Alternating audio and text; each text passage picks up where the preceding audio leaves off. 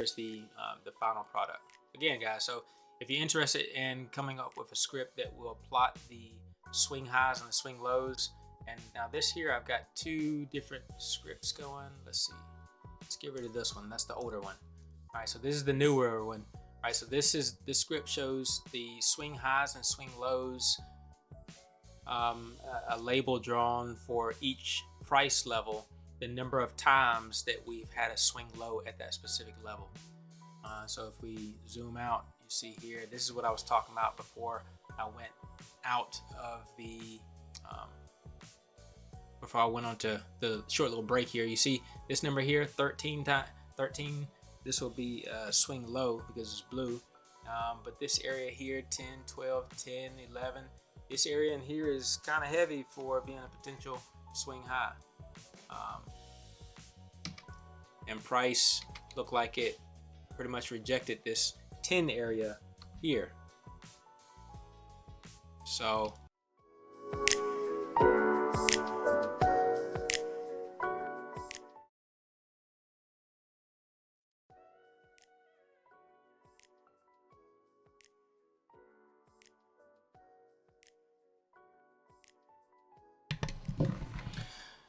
hey, what's up, folks? Today is May the 28th, 2025. I have been at the office for a little bit doing some work, and one of the things I want to do is come back and make another video. Excuse me, well, not necessarily a video, but I need to make another script on finding swing points. So I figured I would add this as part of my video creation. So essentially, it's running in the background. But it's not coming up right now, so excuse me.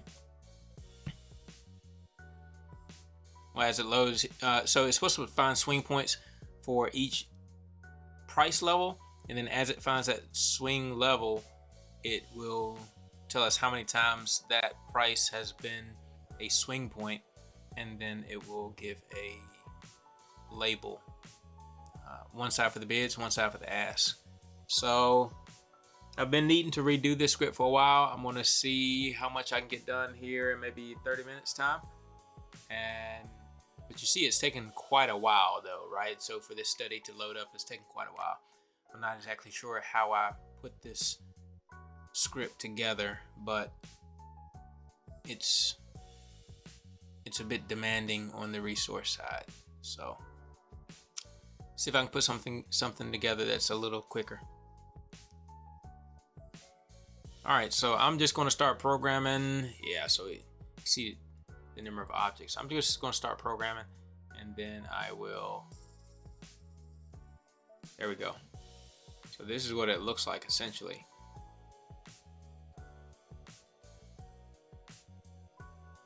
So for every price level, it should give us how many times this was a swing low, or how many times this was a swing high. So typically you'll find that price reacts around areas that are more dense with price levels.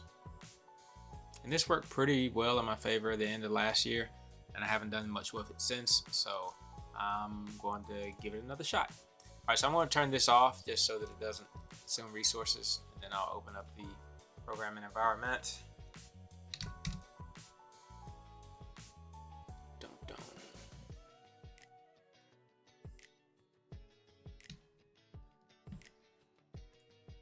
And then I'll get to it.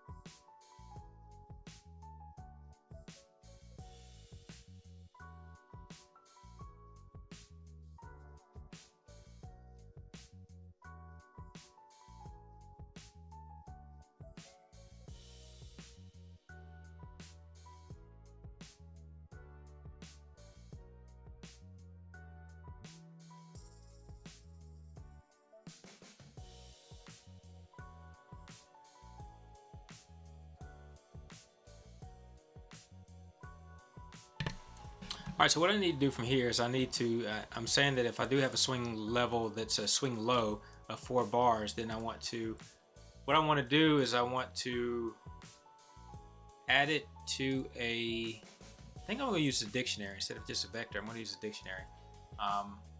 So I might use the vector as well, but dictionary is that way you can use a key. So D lows, null, and then when I initialize the analysis technique, I'll have D lows equals new dictionary. And then so if I do have this, then I will X check low. Okay, so another method, void X check low. So we're just checking to see if it already exists. IDX of A, begin, and if ID. So what we'll do is we'll send this low into this this method check. So it'll be we will go ahead and assign some low variable, which we'll call it hold low. Then hold low is equal to SL4. Then we're going to put hold low into here. And so in here, that will be a double because it'll be a price level, and we'll call it Z low. Okay, and so if Z low, if D lows dot contains, we need to put Z low in there, but Z low is a double, so we need to do a number to a string, Z low of 2 decimal places. If it contains that, then we need to take the number that's in that dictionary and then add 1 to it. So we will say D, then begin whatever's in D lows at the num2 string of Z low to whatever's in that dictionary as type double. No, it's going to be as type integer. We're going to add 1 to it. Equals.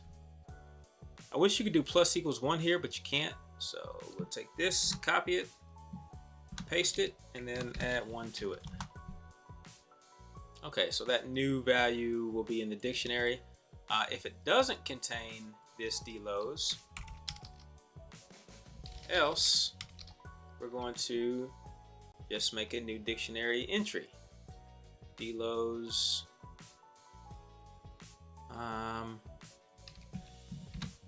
whatever that Z low is, that's going to be the key, will be equal to 1 because it'll be the first time that it's occurred.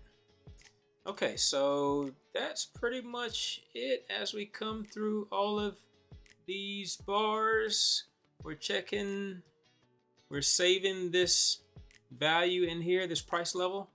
We're saving that in the variable H low. H low we're sending into the method that will check for the low. If the dictionary does contain that that number to string, which is a double of 2 decimal places, then we're going to take whatever's in that location and we're going to as type integer, and we're going to add 1 to it. So actually we'll take this away because this will just be the key. Then this equals this as type integer plus 1, else that. So at this point, then we don't even need this begin end statement. So just continues to clean it up even more and more. Else do this. Okay. Verify that. No errors. Wow. I tell you, I'm getting better at this stuff. Now, I promise you, putting this together in the past probably took me a whole week. And now it's taking me less than 15 minutes. Oh, 10 minutes, I'm sorry. All right, so let's see what we have here. We're not done yet, though. We're not done yet. So let's see, swing level strength. Let's see if we get any errors. Okay, no errors. Cool. All right, so what we're going to do is we're going to say if last X, then print. We're just going to see how many times we had those swing lows on the chart. So if last X, then print vlows.count. So we're printing how many entries are in that dictionary. Uh-oh.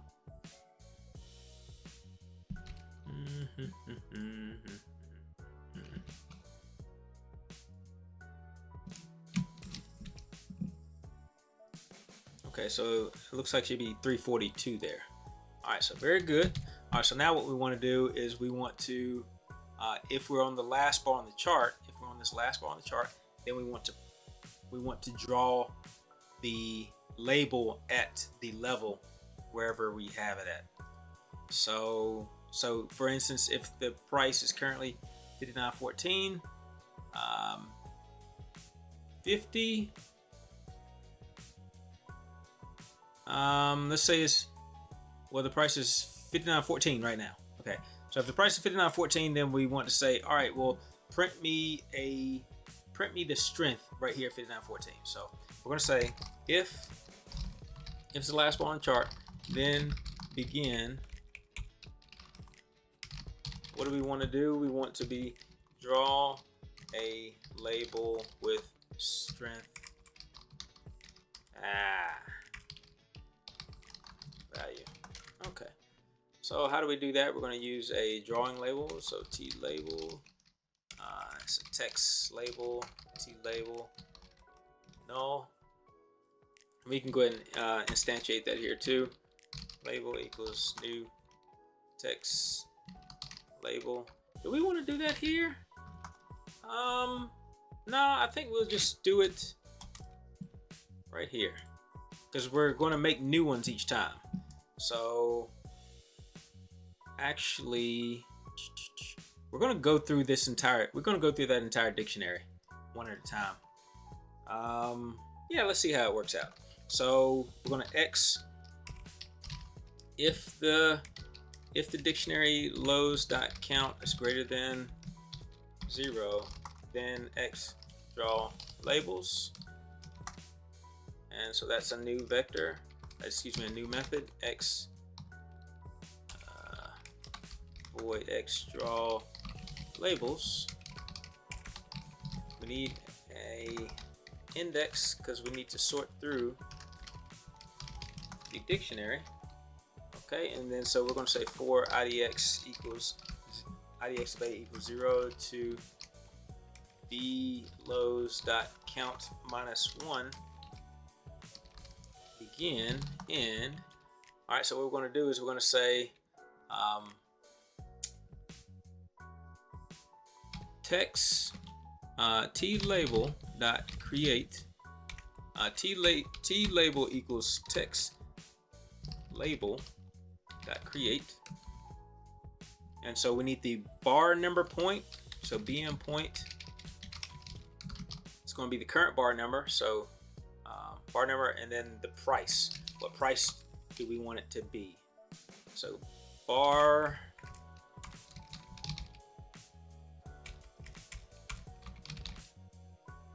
the current bar number. I thought I had a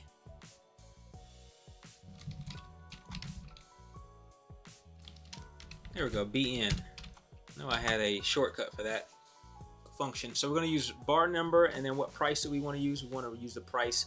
It's actually the key of the dictionary. So the dictionary will be like, dictionary key will be 59.14. So that's a string. We need to convert that to a number. So do string to number of the key of the dictionary dictionary key. So now we need to do v dictionary lows dot keys of which index? The index that we're currently at, which is IDX of A. IDX of A. All right, so now that we have that key, that is a string. That string is being converted to a number. That number will be our price level. So boom, and then so we can close that. And then what do we want to put as the label? What will be the value of the label? The label will be whatever is in the dictionary at that point. So D Lowe's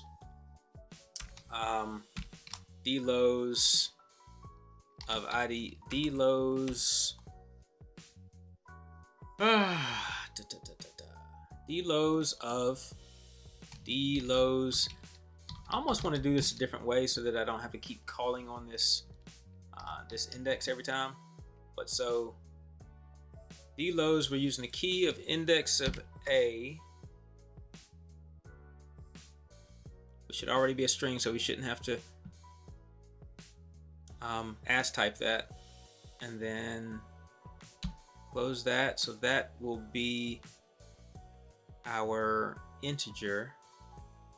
So we put as type integer. Close that. I think I've got enough closes there. All right. And then do that. And then we'll do TLabel dot persist equals true. TLabel dot, because this is a swing low, we're going to say that it's more likely to push up. So TLabel dot color, it's the support, right? Color dot blue. Then we're going to be drawing objects dot add TLabel. Verify that. Error here, D Lowe's. Dictionary Lowe's, yeah, D Lowe's. How come you don't like that? String expression expected here. D Lowe's had keys, so I guess we do have to as type it. As type string. As type string. All right, move that down so we can see it, and then we'll. This is going to be also as type string. Okay, verify that. Couldn't match it. Couldn't overload it. So it's probably in the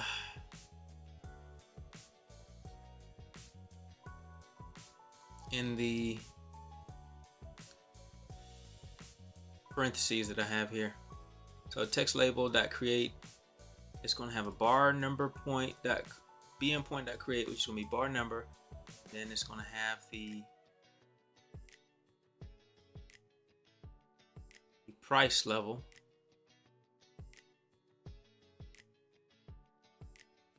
Bar number, and then the price. Yeah, that's the issue. String to number. So we're doing D Lowe's at keys of index of.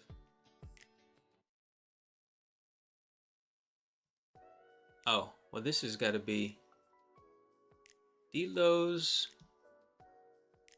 Okay, so we need the actual value here. What's in the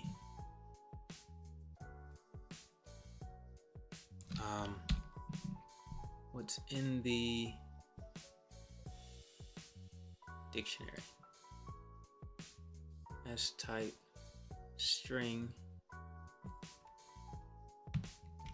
Close that, and then that ends that string to number, and then this ends the bm point dot create. So then this goes on to be the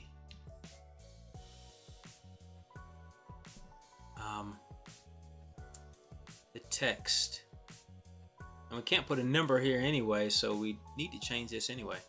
So this would need to be num to string, because when you put your text label, it's got to be a string. So D Lowe's, those are keys as type string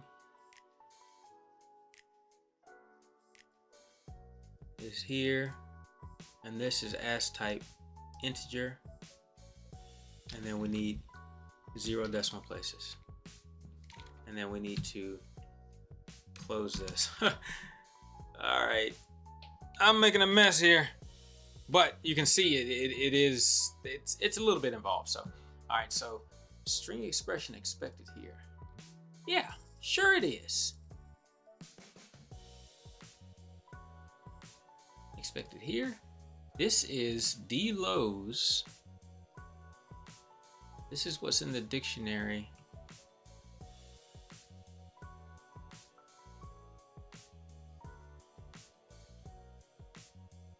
Oh. Wait a minute, let me see. String to num. We need a number, and we have a string in. We need a number, and we have a number in there, so we don't need to do string to number. Not for this. Because this is just price. So D-Lowe's endpoint bar number, and then we have we need the price, which the price is going to come out of the dictionary with this key. Out of this dictionary with this key, D-Lowe's.keys, IDX of A as type string, and then this closes. Sorry about that. And then this closes. This is the string for the key.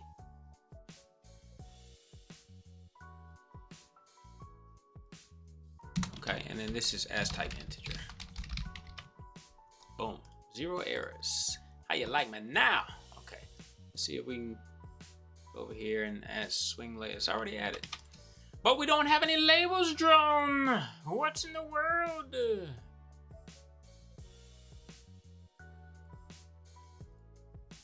All right, so for IDX of A is equal to 0 to D-Lowe's.count minus 1.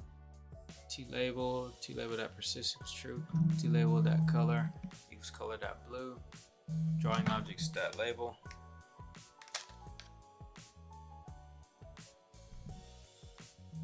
All right. Hang on.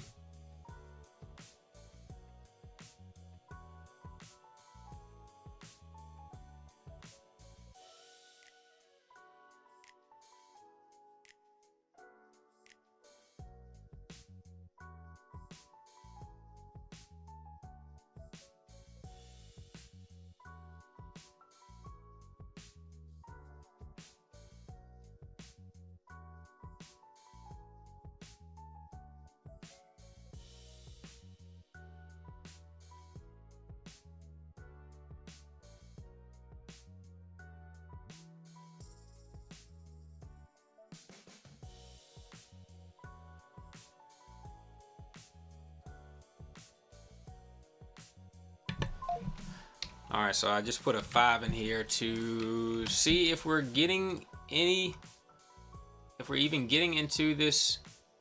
Yeah, we are getting into this loop. We're getting into this method. So for some reason, we're not drawing anything, or what we're drawing is not showing up.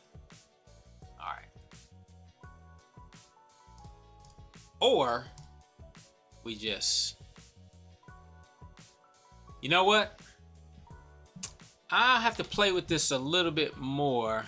I believe one time when I tried to draw objects through a loop, it only drew the first one and it didn't draw anything else. I believe that's true. So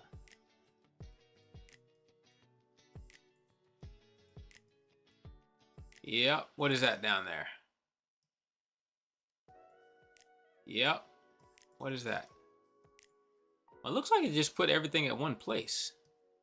Oh, it put it at 0? Okay, well, so then that's... Oh, it put everything at the... Okay, yeah. So, my bad. I put everything at 0 or 1, so everything is... so the number of times the swing was hit, that's where the price level is showing. So we need to do it actually at the price level of the keys. That's why I had the keys. Let me see. So deloads.keys as type string. That's why I had the string to number. So string to number, and this is deloads as type that keys as type string, and then to number is 2. Then we're getting rid of this.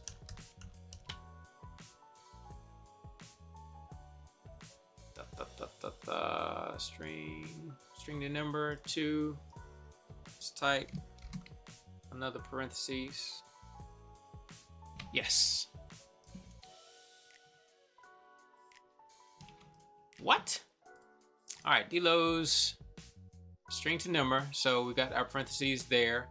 For this, we need our parentheses here for the bar number create. And then we have a comma, and we have this open in parentheses, and then we have 2 closing parentheses. So get rid of 1.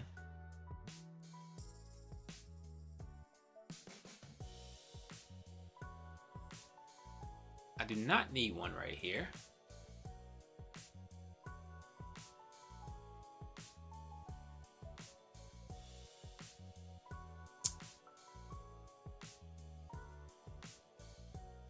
Oh, this was the closing parentheses for that.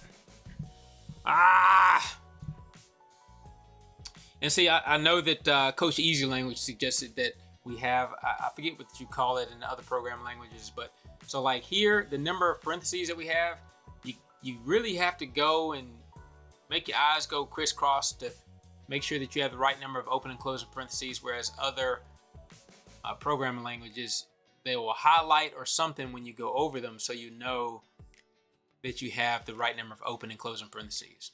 All right, so we got a 1 open, 2, 3, 4, 3 open, 4 open, and then we have 1, 2, 3, 4, close, right? Right? 1, 2, 3, 4, open. And then we have 1, 2, 3, 4, close.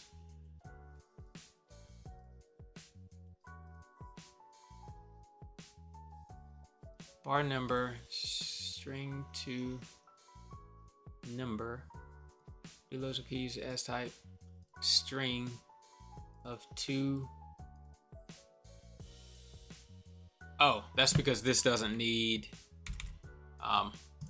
because we're going from string to number, we don't need to reference the number of decimal places. We didn't need that. When you're going from number to string, you do. All right, verify that. Now, here we go. Here we go. All right, like I said, this is very cool because, like I said, in the past, it took me a long time to get this situated. All right.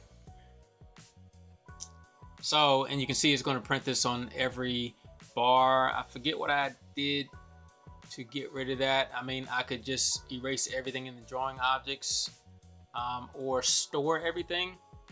I could store everything in another vector and then just delete it all.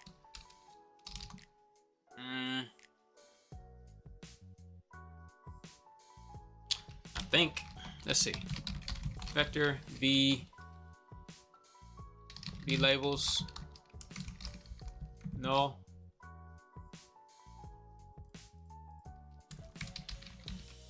v labels equals new vector, and then so every time we get a new object on here, we're going to v labels dot push back.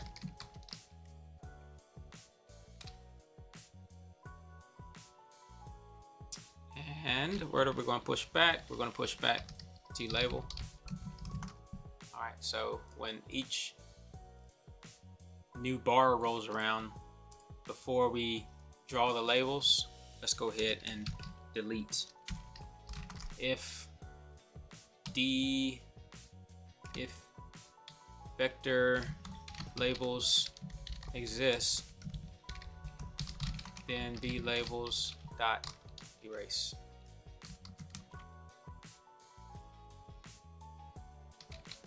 Underscore, underscore, underscore.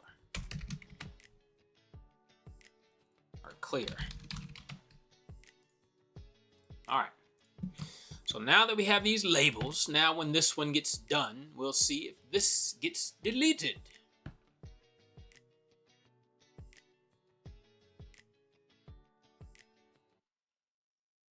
And I hate to have to put a loop to erase these things one by one, but it looks like that's maybe what I have to do.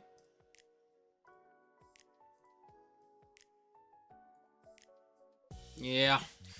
I'm just trying to think of ways to minimize the processing power. And again, as I get stronger with my program, and I'm sure I'll come back to this program another day and say, you know what, that was really easy. I should have just done X, Y, or Z. But for right now, I don't know what that is. So let's X delete labels. Tell you what. Yeah. Just do X delete labels. All right, and then so this is going to look similar. Method void X delete labels. Actually, maybe it won't. Just going to have that.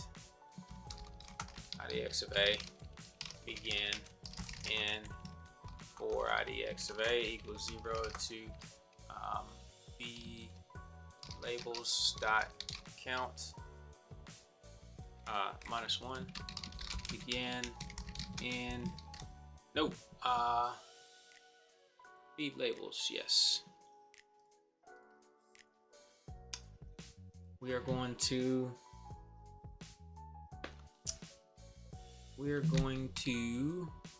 B labels. This is really like the erase though, is it not? B labels of IDX of A dot B labels dot erase IDX of A.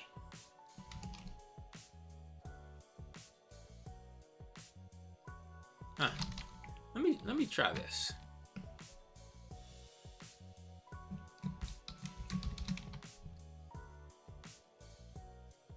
I'm gonna move this over to like a 10-second chart. That way it can show up a lot quicker.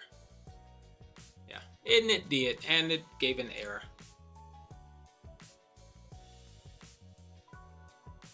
So what was the error, you say? Element index needs to be in vectors range. So for IDX of A. All right, so for IDX of A equals 0 to V labels dot count -1 V labels dot erase. Oh, we need to go start up top and go down. So equals V labels dot count -1 down to 0. That's how you'd have to do it if this worked.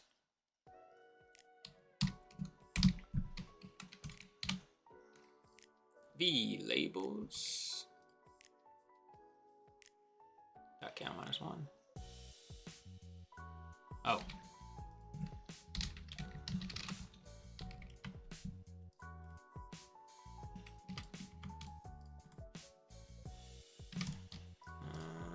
You want me to go in and do all this? All right, see what it does. Okay, so it didn't erase it. I didn't think it would, because if it would have, it would have done it like it did before. So the only other thing I can say is when we go through this loop, we're just going to say that T label is equal to what is in this vector dot V labels of IDX of A as type trend line, and then we're going to drawing objects dot erase or delete.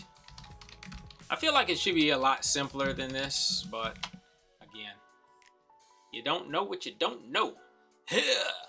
B labels.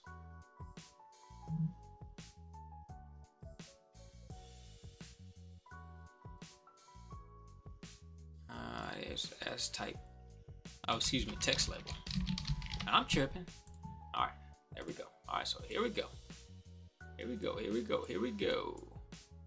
See what happens on the next bar. Okay, so good. So it did. It deleted it. I mean, which I knew it would, but I thought that there was an easier way where you could just erase the entire vector without having to erase these things one by one. Now I know that you can, erase a whole type of drawing objects. Drawing objects.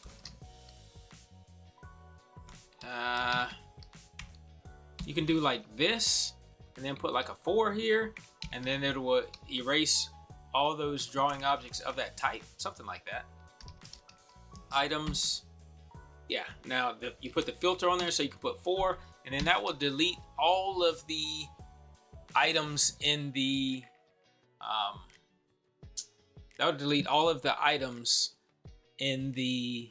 that are of type 4, if that's rectangle or whatever that is. But if you have other studies on here giving you other labels, then you don't want to do that, because that would give you an issue with deleting your other scripts. Okay, now you see this here. You have exceeded 1,000 text objects on the study or color changes of objects. This here, that is another script that I have that will allow me to change its color. You see, I come over here and if I click it, it doesn't do anything, but if I hit shift, it changes the color, right? If I hit control or control and shift, it changes the size, right? So I do have other scripts that utilize paying attention to what's on the screen.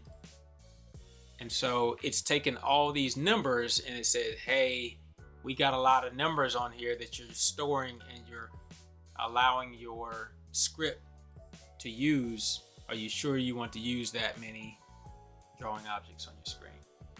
Okay, right now I just hit 5 o'clock, so we don't have any newer bars showing up, for the simple fact that the futures market is not doing anything for the next hour. But we could go over to, say, Microsoft. Okay, and it should continue to do the same thing. Or Tesla. I don't know who's active after hours.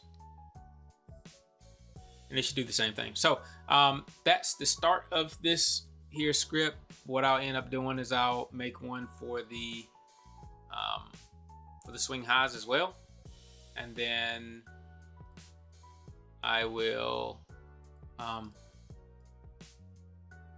where I can make groups of it. So for every 5 levels or so, we could plot something. But yeah, now I have an option. I have options.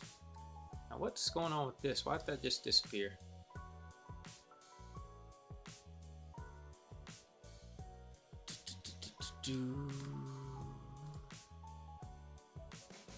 I imagine it disappeared because there was no bar there for that time. Oh, maybe because I'm using bar number point. I don't know. Instead of if I use date time point, maybe it wouldn't disappear. I don't know. It's a good question. Okay. All right. So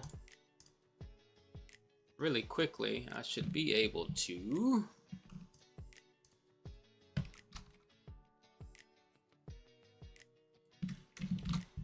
this is just going to be a repeat. So what I'm going to do, delete labels. All right, so let's do this first. Wherever we see lows, we're going to change it to highs, except for H low. something like this.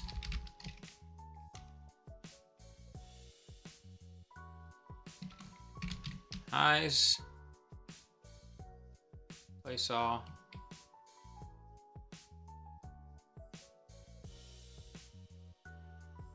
It did it in the whole program. Didn't want to do it in the whole program. So we'll do this. We'll go lows, replace, replace.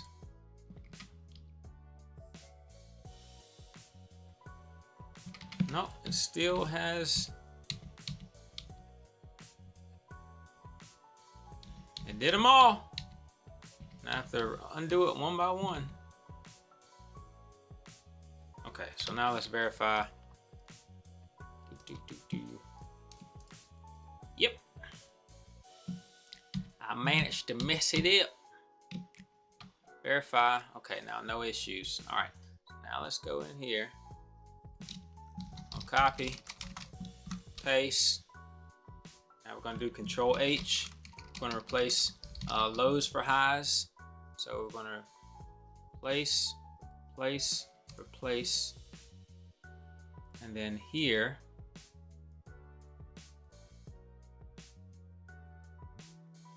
the labels.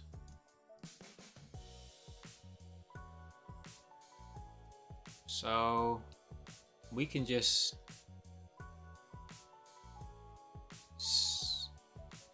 keep all of this. This would just be one method that deletes everything. And then we're gonna copy this. Copy this, paste it here, draw labels. I guess, you know what? We're just gonna do another loop here. Copy, paste, lows. Same thing here. Taking lows to high. So place, replace, replace, place, replace. Okay, so D lows, D high. T label. All right, and then this also pushes back the label as well. All right, and then check low. Copy. We need to check high.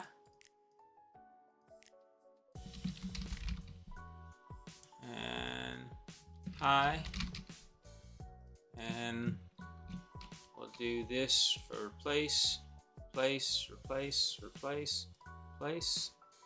And then analysis technique, we need to have a b highs equals new vector. And then d highs equals new dictionary. And we actually didn't even really need to do a new dictionary, but just to keep it all separate is fine.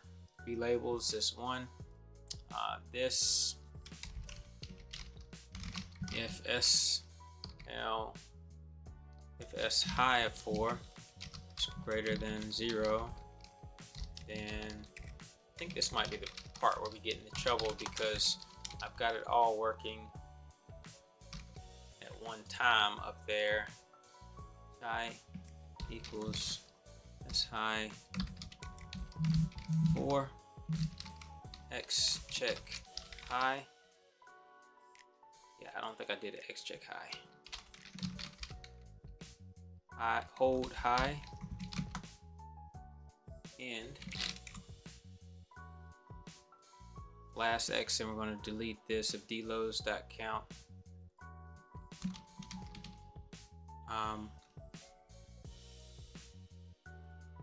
Yeah, dlows.count, x draw labels. Because if we have a low, we'll just say if dlows.count is greater than 0 and dhighs.count is greater than 0, then do it that way. We have one in either. So x check low, x check high, check low, let's check high. Okay. All right, let's see how bad it is. Hold high. T label, we only needed one of those. D labels, we only needed one of those. Now, we have a problem with our initialization. We could check this. Okay. Z low, Z high, Z high. Copy this. Paste, paste, paste. Verify. Hold high. Unknown identifier. Hold high. H. Verify. No errors. Close that out. Boom. Okay, so looks pretty good. Oh, shucks, I got to go. All right, guys, I will be right back. All right, I'm back. Let me see if I can finish this thing up real quick. All right, let's see. Oh, so since we drew the lows here, we drew the highs here. Let's take one and put it on one side of the midline and take one and put it on the other. So we're going to do T label dot horizontal style equals horizontal style dot right. And then we're going to do the other one. So this is the lows on the will be on the left hand side, and then the highs will be on the right hand side, and this highs will be red. Okay, look just like that. Boom. How you like me now? How you like me now? Okay, so you'd be able to look back and see over how many bars you have swing labels that you see. This area here, you have swing highs that occurred, about 4 here. So this might be an area of interest for a potential swing high. As far as swing low, this might be an area of potential. That's got 4.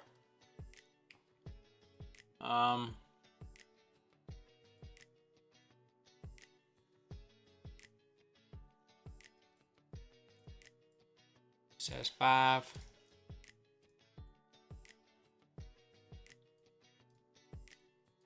Okay, so I mean that's pretty much the concept, right? That's pretty much the concept. Okay, let's see. Anything else I want to do with this? Motion detected at home front door. Oh, we could put an input to change the strength. Instead of it being 4, let's do 8. Copy that. I'll come down here. Paste that. Paste that. Verify. Okay, now that we verified it, nothing's showing up.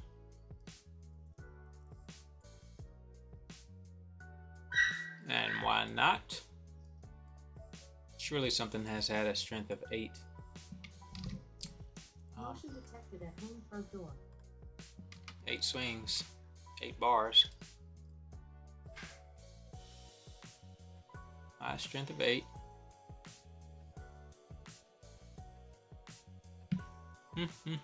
Oh, this needs to be a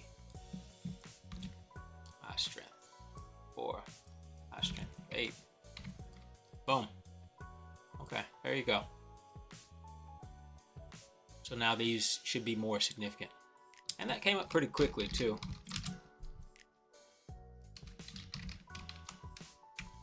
ESM 25. Man, that came up really quickly, so that's cool. Look at this. This price right here has had 12 swing lows, right? So as far as being like having a swing low at this level and coming back up, this area right here has had 12. This one here has had 10 for the swing high, right? And not only did it have 10 for the swing high, but when price came up to this area, it what? reacted, and now we got one of our first significant bearish moves from this push up.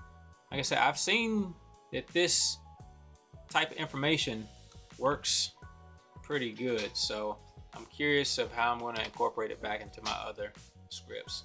Now if we're looking for another swing up, bounce up, all these numbers look fairly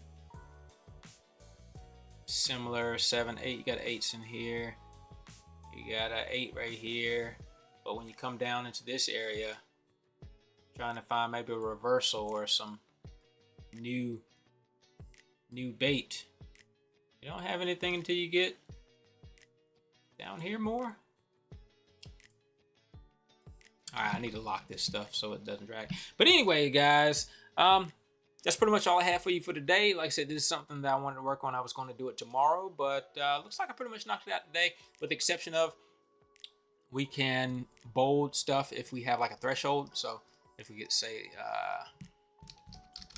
I lower limit,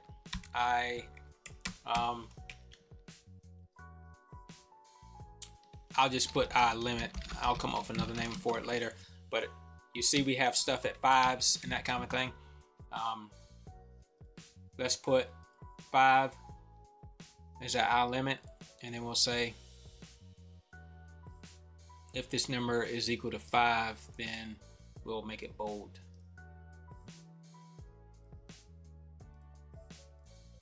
So that's this number here, which is this number.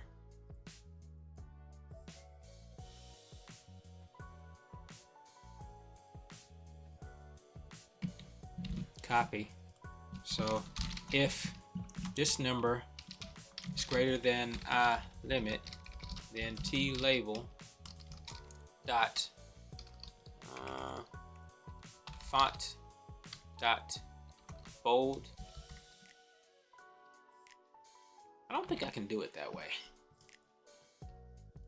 because I think it just tells you if it's true or not. Dot font equals font dot create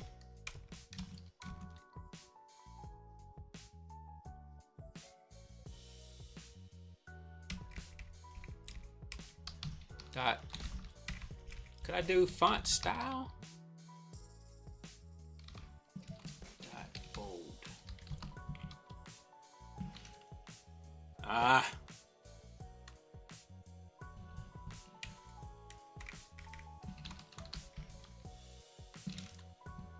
Trying to keep from, I know how to do it the right way, but I'm trying to keep from having to create a new font just to change this to bold. T-label dot font dot bold equals true. Can I do that? It likes the right method. Yeah, that's exactly what I said.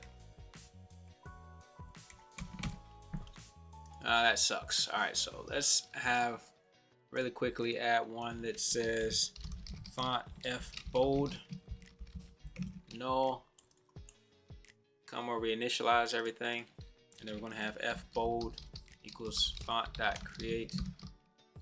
It'll be Arial, size 12, font style dot bold. I think I should be able to do that. Arial needs to be in quotations. Okay, and then that'll just be fonts F bold. So if this is greater than the I limit, then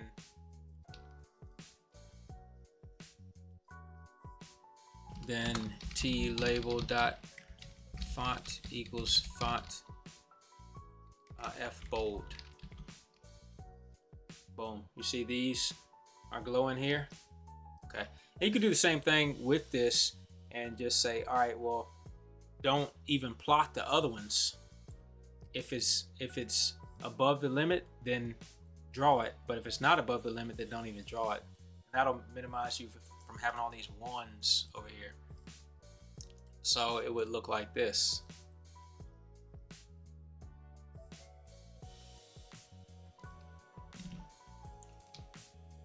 We're going to copy that. We're going to get rid of that. We're going to say, and now let's say begin that, end. Push all this in and push these in. Pull that back. Okay, see, we got rid of the ones. We got rid of all these lower numbers here. Okay, so we're gonna do the same thing down here.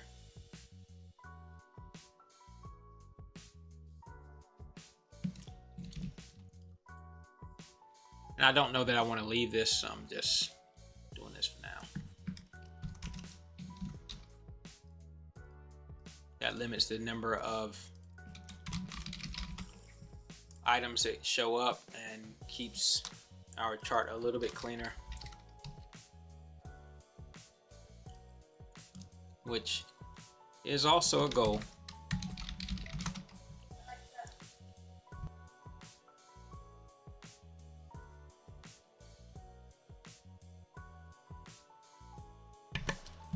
Okay, so if it's over the limit, then we're going to draw that. I feel like I'm missing something there.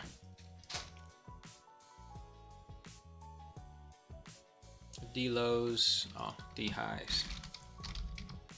Oh, there we go.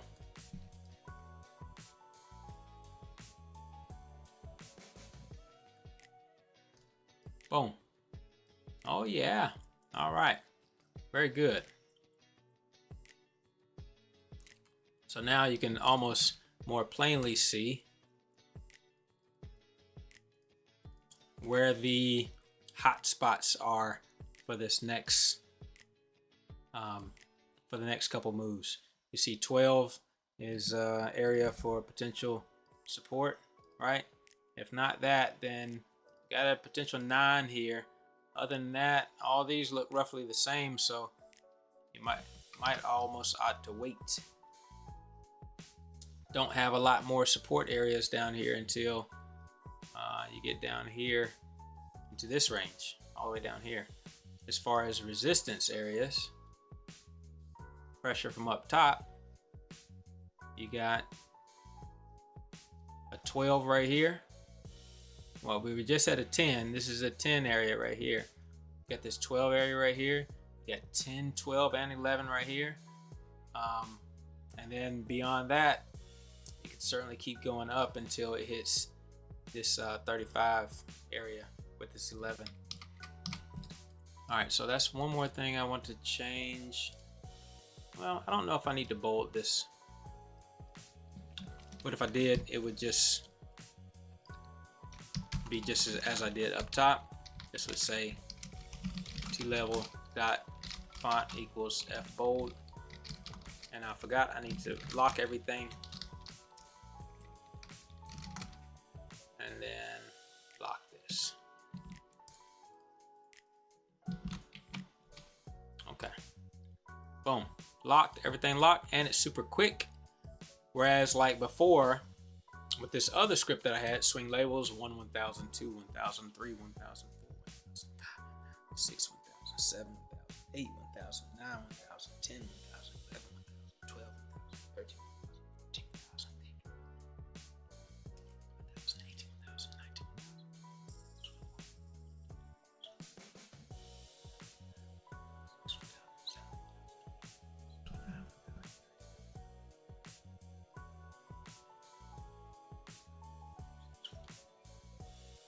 1039, 1040, 1041.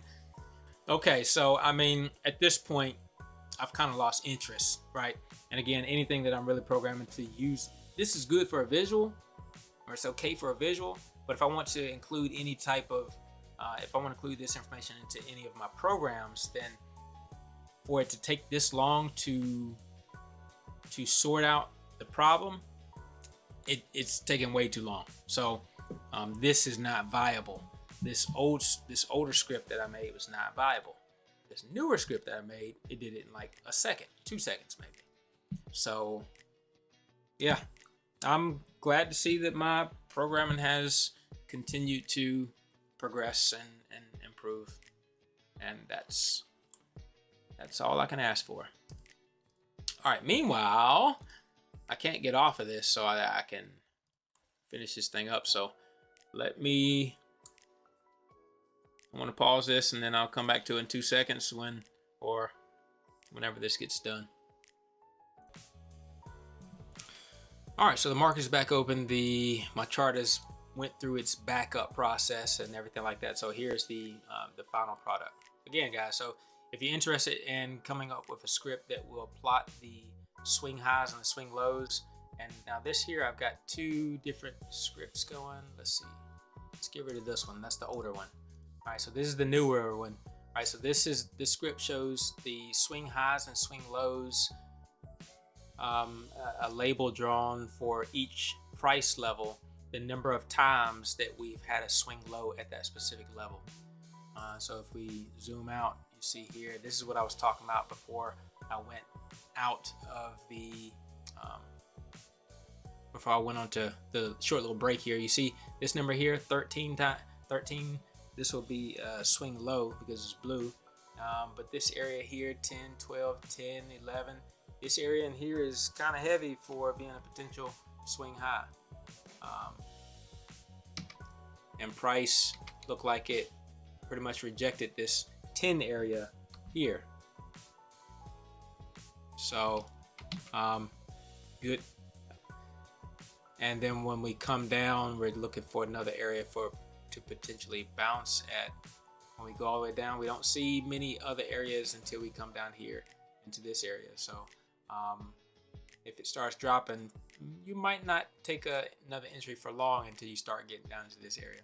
But anyway, if you're interested in making this script, I'll show you exactly how I made this one if you tune in.